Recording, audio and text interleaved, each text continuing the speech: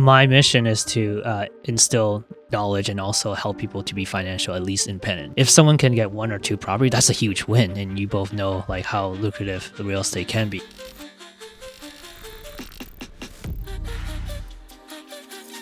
Hello everyone and welcome to the Property Hustler Show. My name is Andrew and today Ping and I are joined by Alvin Wong, who is a real estate investor. He is a registered nurse right here in Southern Ontario, and he's also become a specialist at investing in properties in Sudbury. So Alvin, it's really great to have you on the show. Thanks for having me, guys. One of the things I feel like, even as I was reading through your stuff, and like I've already obviously talked to other people about you, and one of the things I was wondering, because like Ping and I were talking about it, investing in places like Sudbury, and just generally places that are considerably far away, especially when you're first like starting out, seems very daunting. Was Sudbury one of the first places you chose to invest, or did you invest closer initially? Initially, it was Windsor. Where were you living while you were investing in Windsor? GTA, Markham. Were you self-managing? Yeah. Were you driving there? Yeah. Oh, yeah. Yeah. But it was a good thing I had a coach that told me you're not allowed to drive there. I'm like, what? It's like, so I only gone there. My first year was great. Like I only been there 3 times the whole year. It was all because everything was all done remotely. So it was great to have that guidance, borrow his system. Even though he invests in London and Sarnia, because that's where he is,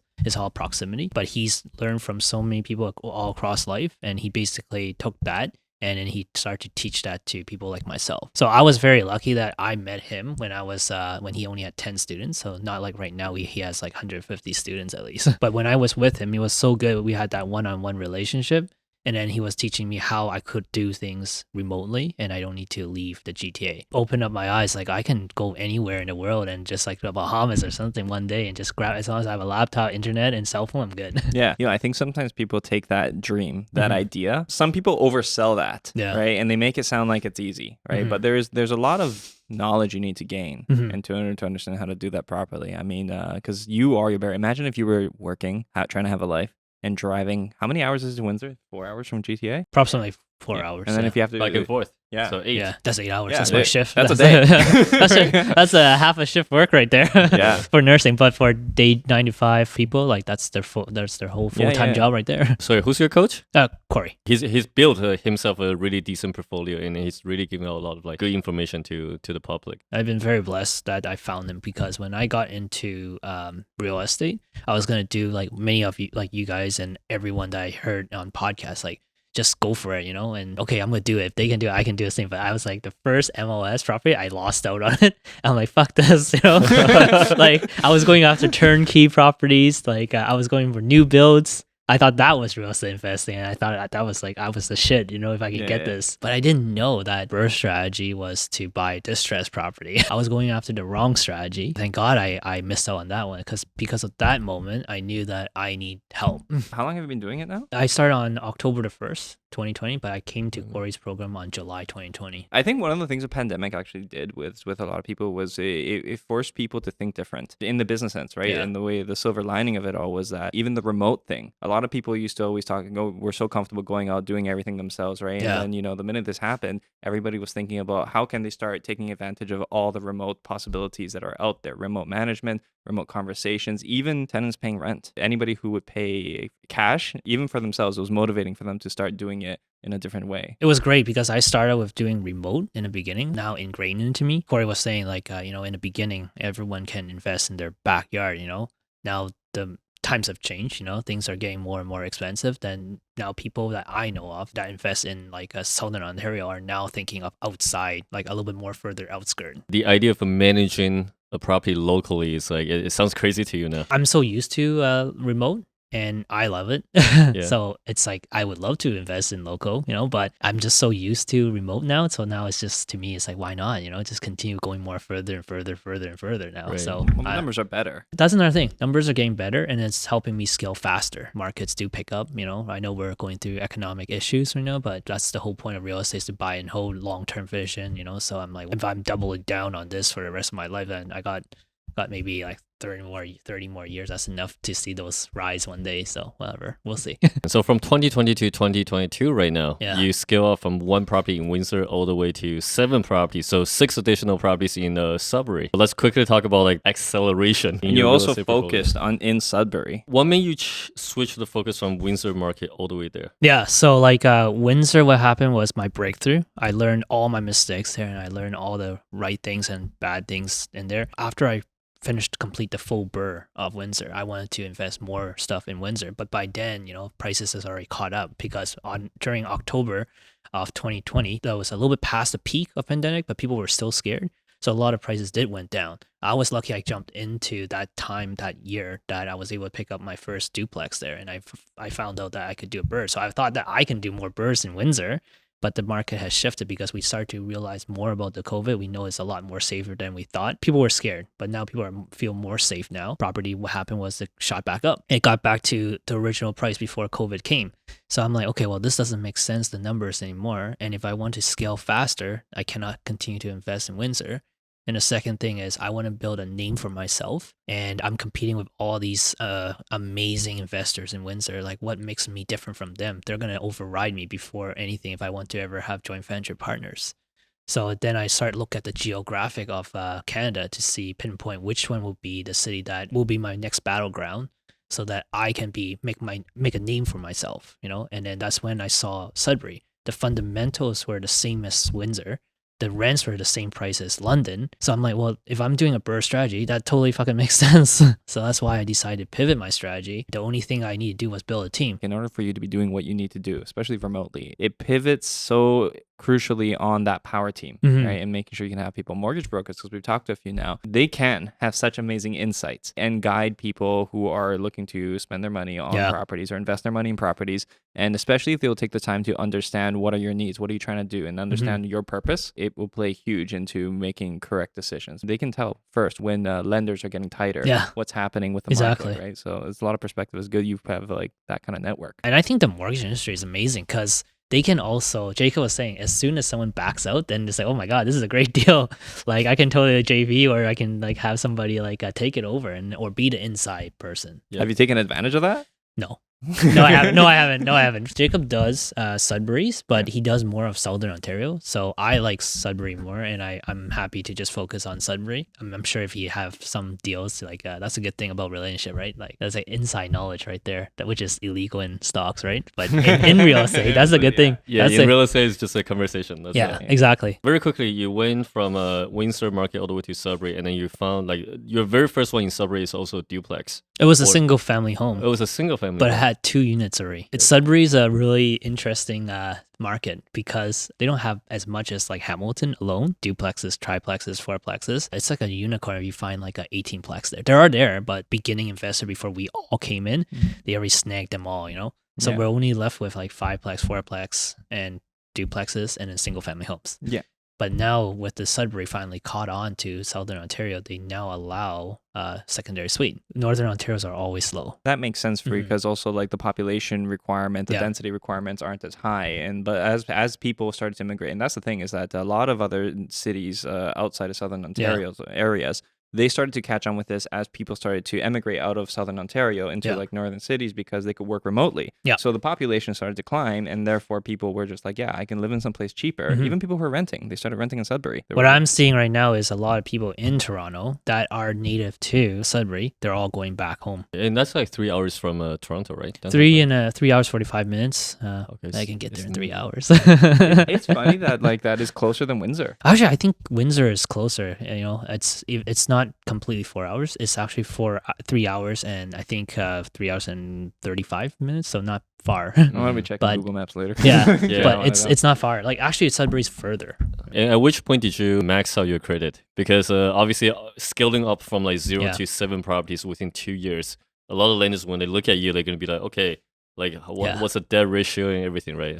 At which point did you feel like you need to start introducing the JV? To answer your question, I haven't maxed out yet. That's crazy. He has 4 jobs, and he's like, exactly. So credit, yeah. The reason why I'm not maxed out is because I'm a nurse. The pandemic has proven our profession is very bulletproof. So that means recession proof. So the banks are so happy that, you're buying properties because they know that you'll always get steady income and also good pension as well too.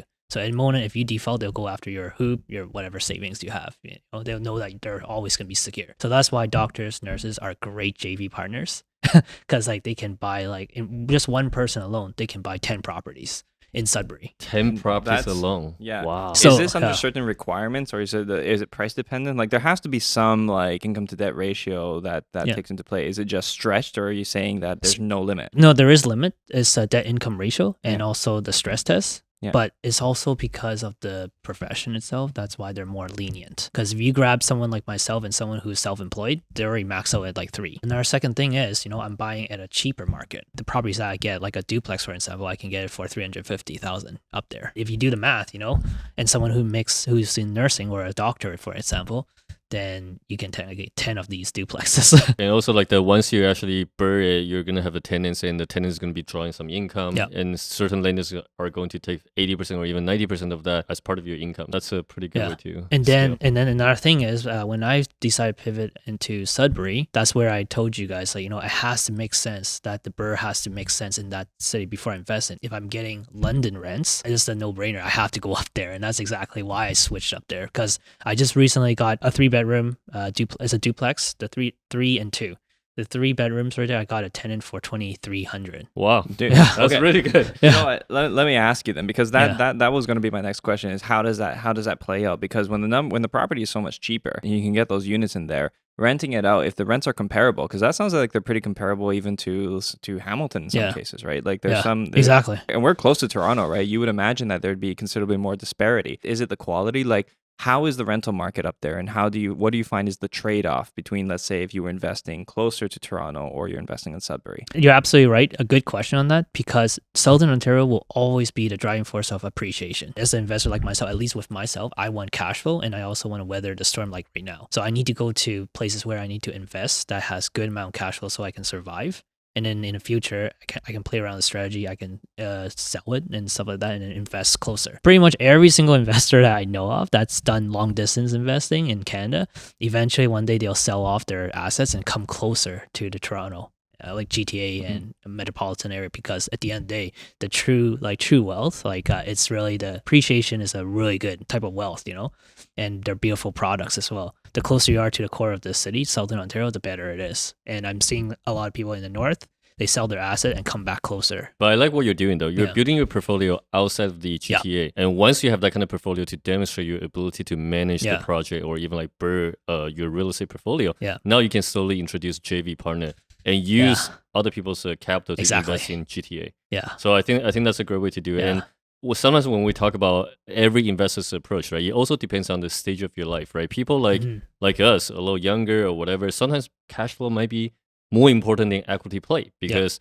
having a bit of cash flow gives you a bit of freedom, right? Once you have a bit of freedom, this is when you can have an option to either quit your job or continue doing what you're doing. There's just options, right? But the moment that you start having families or whatever, then your investing approach has to be slightly different. The moment that you're maybe at a stage where you need to retire, maybe the cash flow becomes important again. So everybody's just a little different. But I like what you're doing. Building your portfolio outside of the city, prove that you can manage them remotely, so that you can start playing the scaling game. It's delayed gratification. It's what a lot of us talk about. I'm delaying my gratification. There's nothing sexy about Sudbury, honestly. It's funny because it's just an underrated market, in my opinion. And when you truly invest into these areas, then you see the beauty of it, and you try to spread the words to the people in hopefully in like Toronto and area. A lot of my initial partners and the people I try to pitch to, they all think like, Sudbury, where is that? Isn't that isolated? I don't want to go invest in that area. But numbers don't lie, And then when I bring my partners to take a look at the city, they're like, oh my God, this is actually a beautiful city. It's like, I actually do want to invest in here. It's great. It's good to see this, This is exactly what I want to do. I want to spread to the Southern Ontarios, so my potential partners and the people that may not want to invest right now, but later on they instill that seed in them, just to let them know there's a city out there that's worth investing. Yes, it's 4 hours, a little bit further. If you just tap into just one property alone, we're talking about 5 to 10 years later when we sell these properties, it's going to be very lucrative, and then you can use that fund to invest into other places in Southern Ontario if you still hate Sudbury. I feel that sometimes it's always a matter of being ahead of the time. If you have to promote Sudbury, and it's because there's still opportunity there. I remember, for example, when I started investing in Hamilton early, all my friends from Toronto were just like, "Why would you go there? Hamilton's such a dirty city, right?" And it's because Hamilton wasn't tapped into yet. Now people understand why others will invest here. But now when people understand it, it's too late. The minute you have to convince people, it means you're still in the right time. Right? The minute there's no convincing required, it's saturated. So I think we grazed over the question though, because I want to ask it again. At what point did you decide that you're going to start doing JVs? Because you obviously started yourself. You mentioned you wanted to make a name for yourself so that you can start getting them. At what point did you get JVs, and why did you want to get JVs? My mission is to instill knowledge and also help people to be financial, at least independent. If someone can get 1 or 2 property, that's a huge win. And you both know like how lucrative the real estate can be. I know like nurses that broke their back. Let's just use that for example. I know a nurse that had like a mental health,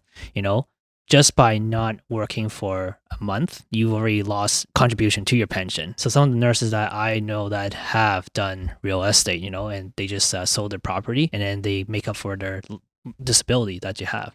And so that's what I'm trying to do. My mission is to help people to understand that there is more to than what you've done. You don't need to quit your job. I'm not asking you to quit your job. I just want you to see the opportunity of investments. If you combine your investments, pension, and your day job, oh man, you can go so far ahead. So I'm bringing JV partners because I want to not just to expand my business, but to also help others to understand and to shed light that you can do more in life. Yeah. Are your JV partners primarily in the healthcare business, in the healthcare industry? Healthcare is a little bit interesting. Most healthcare providers are very conservative. So there are some interests right now in my healthcare team, the core people that I'm networking and the people that I found. It's going to be a little bit of work on them. So far, the people that have joint venture me are investors, people that understand the game. Because remember, it's a very scary thing to joint venture. You're putting all your life savings into a hands and person. That's why you need to build a tremendous amount of trust. And trust takes a while. You can't rush this stuff. And that's exactly what I'm doing. Knowledge in them, show them what I'm doing. And then eventually somebody will come out. The people that I once reached out to or people that knows me, like social media, for example. That's another reason. That's how I bring myself out there and connect with people in person, over phone.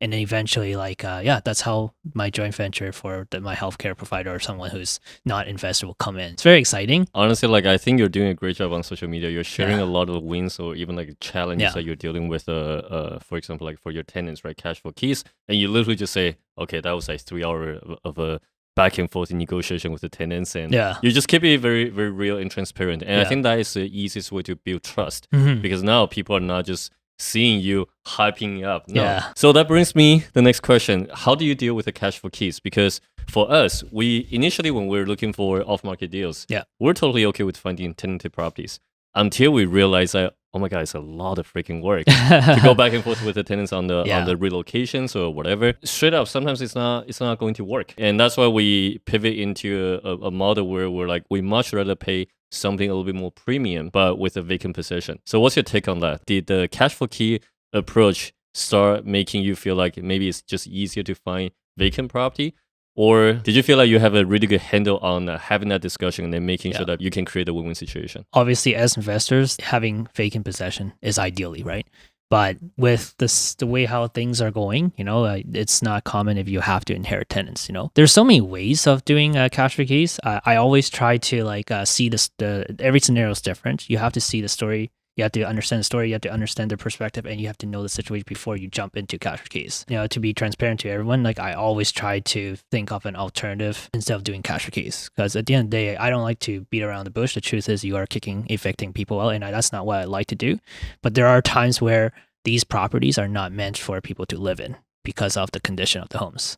The reason why we buy distressed properties is because we want discount price, but there's a flaw to it. There needs a lot of work. There needs to be a lot of renovations to be done. So it's not fair for the tenants to be there when you're doing renovation to make this place a safer place for them to live. And also it's not fair for them to live in an inhabitable environment. These are some of the biggest tough conversation I have to the tenants. Some of them are been there for a good 13, 14 years or more longer. How do you have that conversation with them saying that I'm kicking you out? And I understand you lived here for a long time, but I'm kicking you out. How do you say that? Everyone has a price, And so to me, I think it's fair to give them the terms that they need because at the end of the day, this was their home. You're kicking someone out. I'm very open. I'm very fair with the price that they tell me. As long as they're happy about it. There's a lot of landlords out there who do very questionable things, right? Because out of principle, sometimes they don't like the idea of having to pay someone in that fashion. It rubs a lot of landlords the wrong way. The truth is that's one of the few ways I think you can genuinely create a win-win situation. Because when you say it like that, we're kicking somebody out of their home. It's one thing to kick somebody out of their home. It's another thing to help them upgrade. Yeah. and move on to a better situation. Exactly. Especially if you're buying something that really needs improvement. No, like you're saying, exactly. right? Yeah. So in a way, it really depends on also how you look at it. And this isn't just making something bad sound good, because in truth, you're buying properties that have problems that, like you said, are not meant for people to live there. You're converting potentially good quality homes into a livable standard, and you're reaping some benefit off of that, and you're moving them into another place where they can have a better standard of living and maybe give them some money to help them along the way. Yeah. So it's not necessarily a bad thing. There is something good to be had here, but it's just you have to do it the right way and don't trick people out of their homes. Exactly. Right? You stand to make money, let them make money too. The right way is to be transparent. And I think that's a scary part for a lot of my fellow investors that try to beat around the bush. Anyone who jumps on a call with me, I always tell them be transparent. It's easy to talk, but doing it is tough, because at the end it's very, there's something about the right way to do it is actually not telling the truth. But in fact, the best way to do it is telling the truth. So I always tell the potential cash for keys individual, I tell them, look, listen, this is the truth that I have to evict you guys for the safety and also to renovate. And I tell them right away, you're more than welcome to come back, because by law, you have to let them come back. And I tell them that. And I have done that. And then they realize how long the renovation took. And they realize how long the material came. Then they're like, okay, well, Alvin, I'm not coming back because I'm already settled in and moving. Like I even told them I can pay for the moving to have you come back. But they're like, the whole headache of just moving. I don't know if you guys have moved, but when I was a student here in McMaster, I was moving from one location to one location. Is such a headache, that organization piece and everything. They just don't want to go through that. So they're like, well, I've already settled here, Alvin. There's no point of this. So why don't I get more money from you? So I'm like, okay, I'm more than happy, because it's a win-win. They're happy, I'm happy. I have a vacant possession and they get what they want and they're settled. So that was the end of story. What was the highest amount that you had to compensate? This is where I need them to tell me, because at the end of the day, they need to be satisfied. I never tell them the price, because at the end of the day, I want them to let me know what would make them satisfied. It can go as far as 10,000. That's the highest I've gone up to, 10,000. It's really up to them. I always tell them that, Definitely still had it under control. I think 10,000 is perfectly reasonable when you consider the time and the opportunity cost, the exactly. potential that you have. You already mentioned a lot of good things that really demonstrates experience, because even some of the things that you're talking about, it doesn't sound like you try to plan it all out right from the get-go. You tell them, okay, I'm going to do the renovations. You can move and you have the opportunity to come back.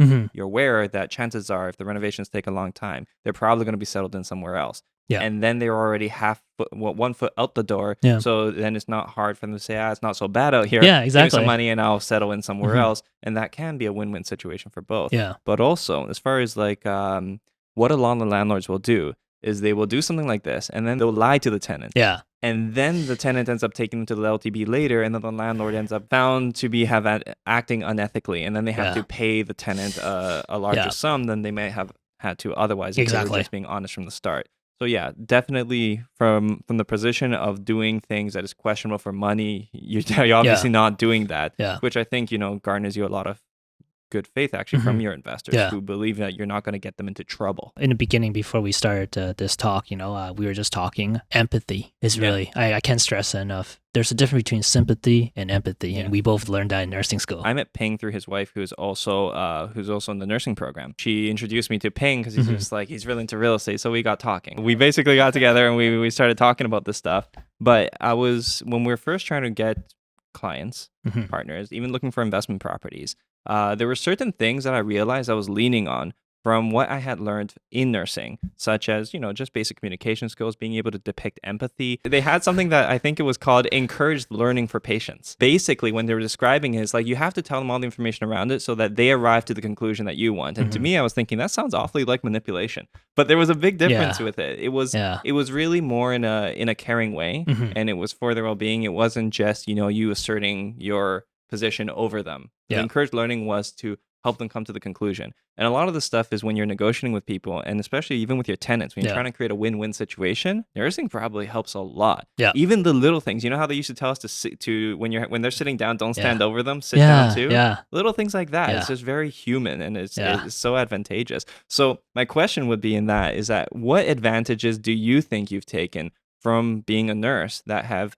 maybe been able to cross-apply into being an entrepreneur, being a real estate investor? I've been thinking this a lot, all my reflections since I got into real estate. When we were in nursing school, we all think that these theories are boring and dry, but until when you actually practice it, like you unconsciously done the theory that they've been preaching and teaching you about. And it's just funny because I now see everything that I do in life, whether it's real estate, nursing, my day job. Nursing is everywhere, you know.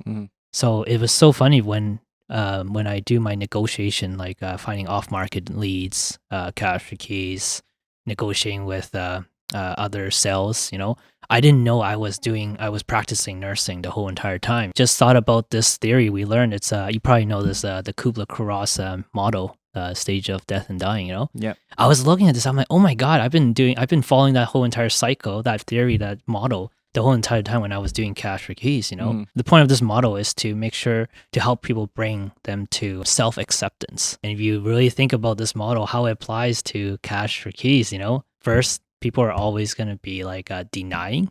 Like they're like, oh my God, so I'm getting evicted. They're like, okay, it's okay. You know, it should be okay. That's exactly the normal response of denial. And then you move on to the next stage, anger. You need to have anger in order to continue negotiation because so most of my situation is I get lashed at, you know, but that's a normal thing. You have to understand. And I think a lot of investors, when they do negotiation, whether it's cash keys or wholesaling, you know, the seller's going to be angry because you're shaving off the price, you know, of what they expect, what they want. Anger is a very, very normal period of time of negotiating. In fact, you want to have anger because that's when you finally give them some control. This is their sense of control where they can finally voice their opinion, express their true feeling. And so with myself, this is the perfect time for me to just sit there, listen, and this is where empathy comes in. And that's what nursing has taught me. In order to be a good nurse, in order to be a good doctor or healthcare allied profession, you need to sit down like you were talking about, have an eye conversation.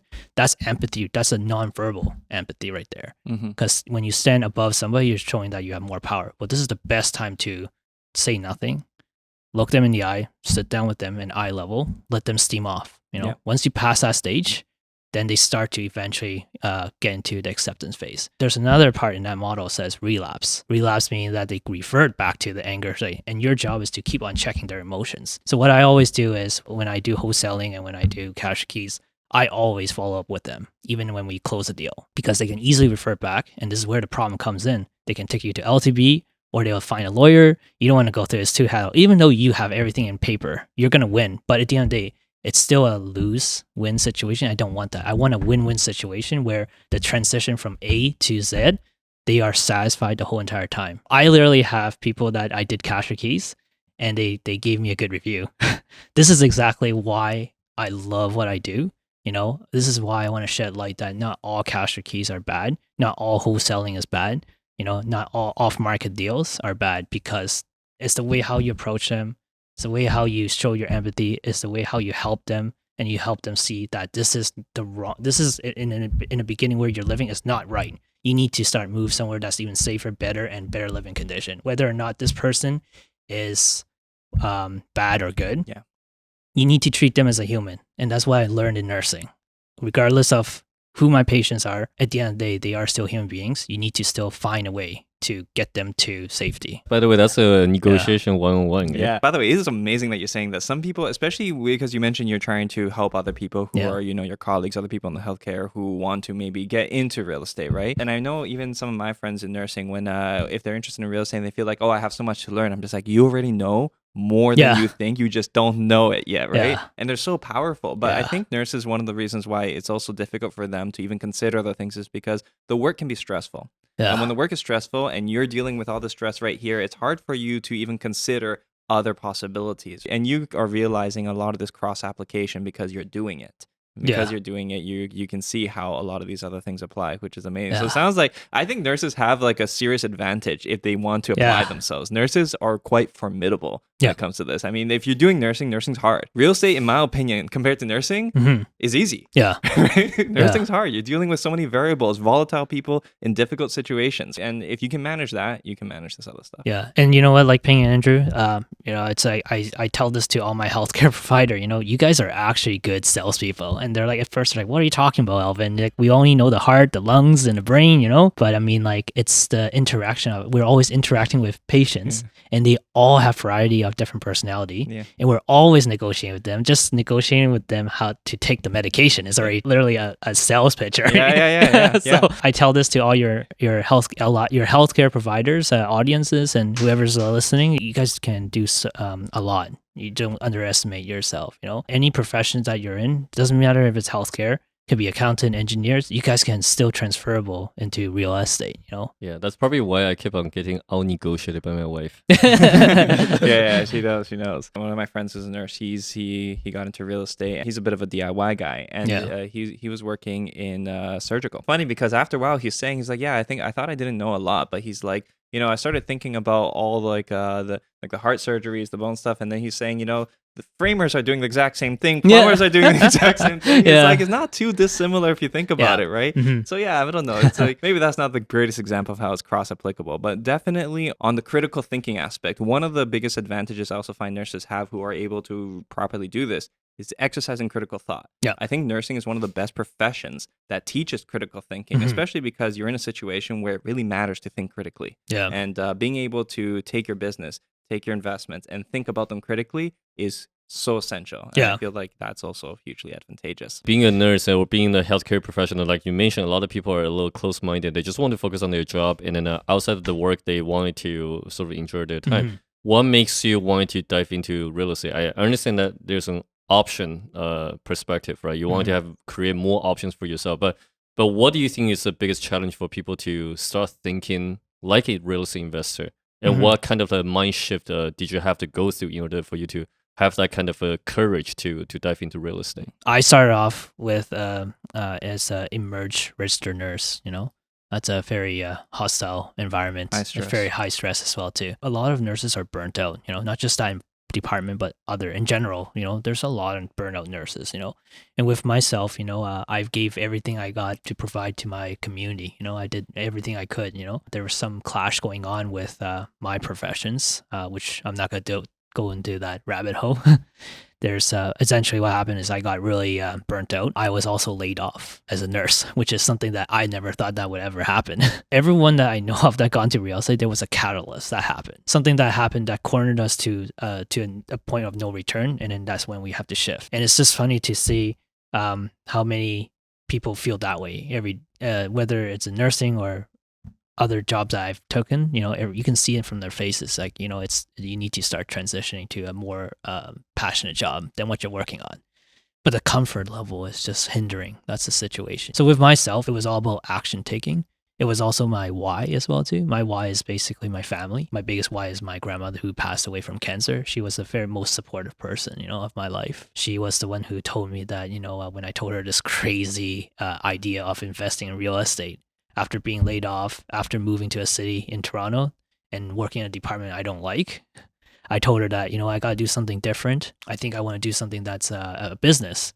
And I see real estate as something that is not just it makes sense, but also to be able to use that vehicle, provide to my family, so to make their life even more easier, and also like to do the stuff that I love doing as well too. And my grandma was the first one of all the people that I told this crazy story to, the idea of real estate investment. She was the one that's the most supported, and she was the one that's the most sickest. Like, she was very sick at that time. But yes, she was very supportive of it, and that was my huge why, and that's why I didn't really give a shit. If I was to be bankrupt or foreclosure, which everyone keeps telling me, you're going to foreclose, Alvin. You're going to not do well, At least I have a basement to live. And I'll have like, I'm not in a relationship or anything. I have no commitments or anything. So I'm like, there's nothing to lose. I have a good job as a nurse. I can always find a new job. I think that mentality of like that fearlessness, real estate has been proven. I know that you can't do that now. You have to be more conservative. In general, if you look at all the investors like yourself and my coaches and my fellow peers, if you do your numbers correctly, numbers don't lie, first of all. If you do your numbers really well and you mean well to the people that you serve, like your community and your tenants, there's no way you'll crash and burn. If there's anything that your viewers or your listeners, it's like we are three of us are a living example of real estate. It's a good vehicle, and it's really hard to fuck up unless you're really like you don't do your numbers well. Very forgiving as well. With what you were talking about, even some of the stuff, it sounds like some very Tony Robbins stuff. I know sometimes people will listen to him and think, oh yeah, he's saying some really cheesy things, but you just illustrated a great example of how your why is bigger than your what or the how, and the why is what's the propelling force. Yeah. And it's interesting because, you're right. It sometimes sucks when something bad has to happen or something, negative, significantly negative has to happen in order to motivate a degree of change in you that will propel you forward. And I do wish, even when I look at some of my friends who are in nursing, I can tell they're able to handle what they're doing right now, but they will burn out. they will hit a point where they are just like, I can't do this anymore. Yeah. And it's like, do you have to wait until you hit that point before you make a change, or can you just have the foresight, get ahead of it? Yeah. Right? Like, I bet you wish that you could have probably gotten ahead of it and didn't have to suffer in order to realize what you can do. So yeah, get ahead of it a little bit and start to understand what other possibilities are out there for you, because we get so stuck in this yellow brick road. And you can just tell some of these nurses that are seasoned, they're really good, but their why is gone. Yeah. Their why is missing. They're just stuck and they're just doing it. It's like, why do you do it? It's just like, I'm this close to retirement. I'm this close to my pension. That's not a good why. Yeah. Or sometimes they're just too fearful with any other options, right? Yeah. And they're not trying to take the opportunity to learn or educate themselves. They would just say, okay, that's not for me. I can only do this. So anybody who wanted to get into real estate, especially like a healthcare provider, what would be the first step that you would recommend them to do? Is it the education? Is it just dive in because, I know a lot of great real estate investors that just dove in their sink or swim method, and if that works for everyone, then do it, because actually the best way to learn is getting your hands dirty. I mean, with myself, it was a no-brainer that I needed help because I come from, in a healthcare industry, not finance background. I have no finance degree. I have no actuary or accounting degree or anything like that. So it was no-brainer that I need help on the fundamentals. So the fundamentals is as basic as analyzing deals, 101 negotiation, even though it took me a long time to realize I know how to do it, but it's just, you just need that awareness. Mindset is a very, very important part in our business. It's funny because you can be the most savvy investor. If your mindset defeats you, you can easily lose that property, that even though the numbers make sense, So for me, the first time I tried myself didn't work. So I knew that I needed help. And that help is I need to find that person, that who. In this case, that's why I got into coaching. People can learn just as good as doing yourself. Made me very smooth transaction from being a novice to now where I am today is because I had the necessary guidance to decrease my fall, decrease my crack that I fell into. Analyzing deals, negotiation, mindset, these are all check boxes I needed, and that's why I got into coaching. From the time that you started receiving the mentorship from Corey and his group, to the time that you actually acquired your first property, how long did that take? Like I said, I started on October 1st, 2020. That's when I bought my very first property. If you even go further, I started the coaching program with Corey on July 2020. So now it's been a little bit more than my anniversary, October the 1st. So now I have 7 properties just because I'm so grateful for... It sounds like you're promoting coaching. Because honestly, like even for people who are very seasoned, you know, that becomes challenging. And it's like everybody gets stuck on that single path, right? Okay. You think when you do one thing, like you bought your first house, you think, okay, I have to just keep repeating this. Yeah. But, a coach helped look from a distance and see what other possibilities lay before you that you can take advantage of. Honestly, I don't think it's a coincidence that, people who educate themselves scale and grow faster.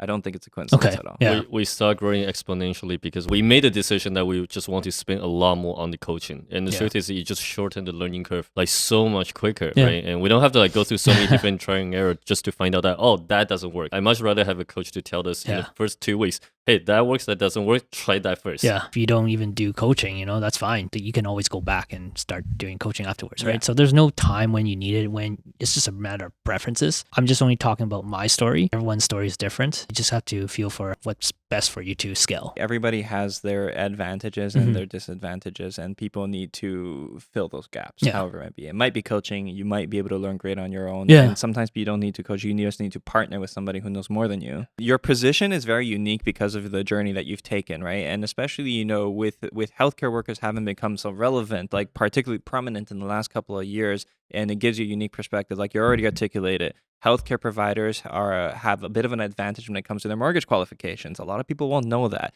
Healthcare providers should leverage that advantage. That means that anybody who's looking for JV partners, you mentioned it, JV partners, healthcare workers are great JV partners. They are absolutely so if there's amazing. any healthcare workers out there that want to get into real estate, now all they need to go do is flex the fact that I'm a healthcare worker. I can help with the mortgages better than anyone else can. Yeah, That's an advantage, right? So leverage the advantage. And the other thing is that if somebody wants to go and invest in someplace cheaper, like a $350,000 house, that doesn't sound threatening at all. Yeah. Right? It sounds like very manageable, very feasible. You don't have to put 25% down if you're qualifying the right way necessarily. But what people lack is they want to know that they have a foothold there, somebody who already has infrastructure, which you do. Actually, I was meaning to ask you, your cash for keys deals, do you go up to Sudbury to negotiate them? I do. Okay, so for that, you go up Yeah, there. I do. It's funny because like I try doing it remotely and it's different. Like when you do these kind of when you do these situations where you're negotiating, it's always best to be in person. There's something about human connection and there's something about face to face. It's different because I think all literatures can point this way. 80% of communication is nonverbal. Yeah. How do you do nonverbal over the phone?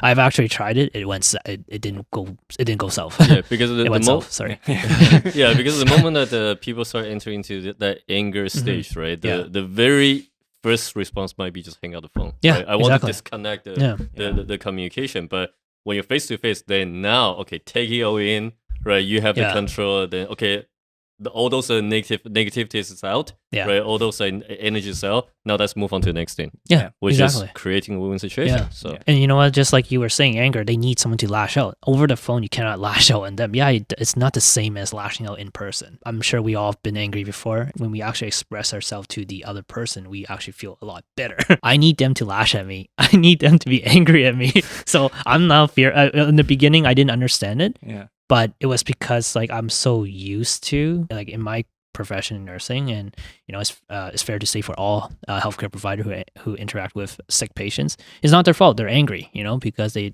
want to leave the hospital to go back home as fast as possible. But we're the first point of contact, so we're the first one they can lash at. And I've realized that, you know, I'm so numb to the point where like, just be angry, express yourself. This is beautiful, you know. People are avoiding the confrontational situation. Yeah. You're looking for that confrontation. Yeah, I'm looking for that conversation. Because, you know, honestly, by the way, it's amazing because a lot of people, when we said it, you become numb to it. Real estate investors, when they become numb to it, they also become impatient towards it. But in nursing, you learn to exercise that patience. You learn to still make sure that people at least feel or can understand that their concerns matter to you. Yeah. It's huge, Yeah. right? Because a lot of real estate investors become dismissive to the point where it fails them in negotiations, right? Yeah. But the fact that you can recognize this. So with that, I know we're going over this, but would you say then that nurses can potentially make some of the best real estate investors? Yes, absolutely. Right. Yeah, I think so. I'm rooting for my nurse things. Yeah, exactly. But also like to my allied health professions as well too, and also to the medical department as well too. It's because like we're dealing with patients that are extremely sick, you know, and they have no power, they have no self-control. So the only way they can do is to voice it out. And we're so used to handling these situations. A lot of us embrace this because this is a normal way of recovery. To us, I think that nurses, allied healthcare professions, we are all like actually capable of doing real estate. No, unbelievably capable. I mean, and I know this now because I know a lot of nurses from my program originally that went and did bedside nursing, and a lot of them, the minute they knew that they wouldn't be able to do this for a very long time, also we're in the same friend circle, so we're talking real estate over like dinner or whatever, right? So they get influenced. But the ones who do, they have strong enough incomes to qualify. They have the skill sets. And even if they don't want to be doing it themselves, all they have to do is just partner with somebody who's willing to do it because they're getting a piece of that pie. And it's better to have like a piece of that pie than none of it, right? So that's also where you did your JVs. Yes. So no, hugely, hugely advantageous. If any nurses are out there or any healthcare professionals out there and they want to know how to partner, you mentioned that you do some partnerships. How do you structure your partnership? Just like an overview so that people will have an understanding. The way I structure it is very traditional. Like most JV contract I've seen, it's the same thing as what I'm doing. So everything is all 50-50 split. They put in the finances. So that's why they're the passive partners. I'm the active. So I do all the management of the team, coordinate. I find deals. I do advertisement. I do all the negotiation. This is a lot of work, you know? So that's why we got called the active income. All they're doing is just putting the finances to fund the renovation, fund the deal. After we finish in the BRRRR strategy, when we get to the part where we refinance, this is where the most critical point is. You need to have connection to team. And this is where I have all the teams. That way I can transition and find ways to get the most out of this property. And it's such a huge aspect, that refinance piece. You need to know the right people to get the money that you need to get to refinance the correct amount of the funds that you need. Just the appraiser alone, that is a huge part if you have them on your team, and I have that. And so people that partner with me is because I have the resources. I can transition and smooth the whole entire strategy, the BRRRR acronym, like literally from B all the way to the last R. And that's why people come to me. Once we get the refinance, that whole entire chunk of money that we got the refinance will go back to them to help them break even. Even if there's money tied in, I always tell my partner there's going to be some money tied in. It's a unicorn if we find a burr. But like for the ones that are tied in, we will wait till 2 options. One, we can do the next refinance to cover all the remainder that's tied in, or we wait until we sell the property. The main thing is to get most of the money back to them. And then after that, everything's all autopilot. Once we got all the renters paying and there's cash flow will always be split 50-50. So throughout the whole entire JV partnership is all 50-50. And I always tell my partner that you will always get your money back first before I get paid. So you almost have like a bit of like a waterfall structure payback where they get the money first, and then profits come to you from the equity if there's any afterwards. Okay. So that's interesting. Let me just reiterate so I understand and it's clear. You JV with a partner and they're a money partner. Correct. You don't put capital in because you're bringing the infrastructure and the work. Correct. Which means that you don't charge for the property management and you don't charge for like any of the legwork that comes as a result, right? That's correct. But you do pay from their fund if there's any actionable work like renovations, maintenance, and anything like that. So there's a reason why they're called passive partners. So that means they're also known as money finance partner. Yeah. So everything that deals with finances, they have to be the one that puts in. Okay. Are they qualifying for the mortgage? Yes, they are. Okay. So they're qualifying for the mortgage. So you have to make sure that they are the ones who can. You don't go on title for mortgage then, right? So we do a JV contract. On paper, I am on there. Are you on the mortgage? No, I'm not. Okay. So it's on them to qualify for the Correct. refinance later too. Yes. Okay. So you have to make sure that your JV partner also has to make sure not to go finance a crazy car or anything so they can. Yeah, exactly. Yeah. Okay. So that's another thing. That's another role of mine is to make sure the books are good, make sure that to keep them on track. I'm acting as also a coach. So that's another reason why people partner with me, because I've done this. They see what my work is. They also want to learn from me as well too. So that's the benefit of partnership with JV like that. Yeah. I think we went over a lot of really good information, and there I think a lot of people will have a good understanding right now that you can get coaching to learn this stuff. You can use your profession to your advantage, and honestly, even in your case, you just mentioned that people can partner with people like yourself and learn the process because you're also acting like a coach, like you said. So you can partner up and get into real estate that way. And I think that's a really great avenue. So as we wrap it up, one last question for you. What are your next steps? What is next for Alvin Wong? The next thing I want to do is just to grow my portfolio. So in 5 years, I do want to have at least 15 to 20 properties. Yeah, but you already have 7. I'm pretty sure that's going to come very soon. Does that mean more JV partners that you want? So it can be a little bit of everything. So it can be myself or JV. So combine them together to get around 15 to 20 properties. So my 5 years is, so I started in 2020, like I told you. So I have up to 2025 to get 15 to 20 properties. Okay, clock is ticking. Yeah, clock is ticking. So okay, so if any people out there are listening to you and they're just like, yeah, you know what, this guy, I want to work with him. What's the best way for them to get in touch with you? Yeah, so I'm heavily on Instagram. That's pretty much my business card right there. You can DM me, message me there. So my IG tag is this is Alvin Wong. That's simple as that.